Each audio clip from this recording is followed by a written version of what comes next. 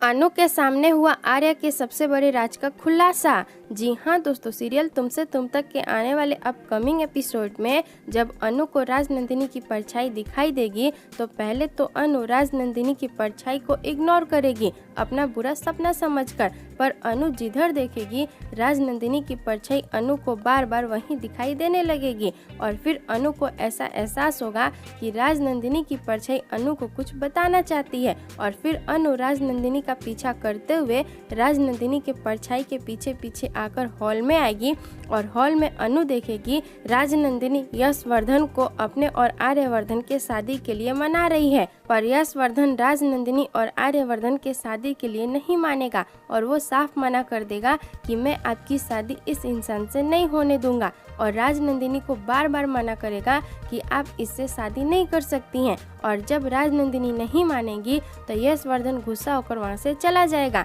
और फिर जब आर्यवर्धन राजनंदिनी के सामने आएगा तो राजनंदिनी आर्यवर्धन से बोलेगी कि जब तक मेरा छोटा भाई यशवर्धन हम दोनों के शादी के लिए हाँ नहीं बोल देता मैं तुमसे शादी नहीं कर सकती हूँ। और जब राजनंदिनी वहाँ से चली जाएगी तो यशवर्धन आर्यवर्धन को देखने के लिए आर्यवर्धन के पास आएगा और तभी आर्यवर्धन यशवर्धन को डराएगा धमकाएगा और आर्यवर्धन यशवर्धन को उंगली दिखाते हुए बोलेगा कि तुम्हें इस शादी के लिए हाँ करना ही पड़ेगा, या तो तुम अपनी मर्जी से करो या फिर जबरदस्ती से करो, पर तुम्हें राजनंदिनी और मेरी शादी के लिए अपनी रजामंदी देनी ही पड़ेगी और अगर तुम नहीं मानोगे मेरी और राजनंदिनी की शादी के लिए तो मैं तुम्हें अपने रास्ते से ही हटा दूंगा। तो फिर तुम सोच लो कि तुम्हें तुम्हारी जिंदगी चाहिए या फिर राजनंदिनी की शादी मुझसे होने दोगे। और यशवर्धन आर्यवर्धन की बातें सुनकर डर जाएगा और वहां से भाग जाएगा और अनु के सामने ये सारी सच्चाई एक परछाई की तरह दिखाई देने लगेगी